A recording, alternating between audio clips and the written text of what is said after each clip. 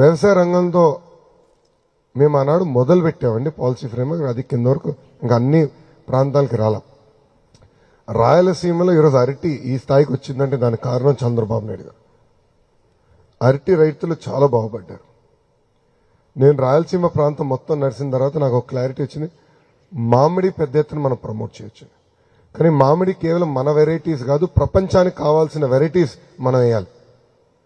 మన ఆలోచన ఎప్పుడేంటంటే మన వెరైటీస్ మనకు ఉంటాయి, మన వెరైటీస్ వేద్దామని.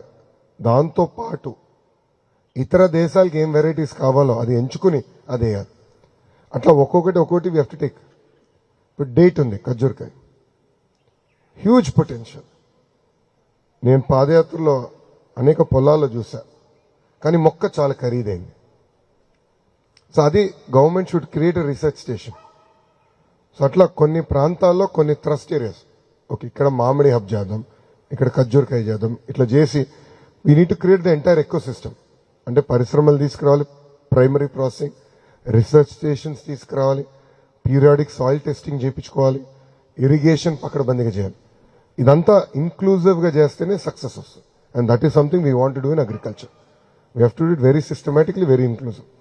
ఉభయ గోదావరి జిల్లాకు వచ్చి గల పామ్ ఆయిల్ ఇస్ బిగ్, కానీ పామ్ ఆయిల్ రైతులు కూడా ఒక సంక్షోభంలో ఉన్నారు ఈరోజు. బట్ ఇంకో పక్కన మనం పామ్ ఆయిల్ ఇంపోర్ట్ చేసుకుంటున్నాం. సో సపోర్ట్స్ మన అంటే కేంద్రంలో regulations are not correct. So inflation వచ్చే గల ఇంపోర్ట్ డ్యూటీ విపరీతంగా తగ్గించేస్తున్నాం. బట్ ఇన్ఫ్లేషన్ కంట్రోల్కి వచ్చే గల we're not able to increase import duty. దానివల్ల డొమెస్టిక్ పామ్ ఆయిల్ ప్రొడక్షన్ దెబ్బతింటుంది. సో అన్నతో నేను మాట్లాడతాను, we'll have to work with commerce ministry to create a automated sort of a slab system. So inflation పెడితే of course inflation should be in control, but at same time domestic రైతుల్ని కాపాడుకోవాలి.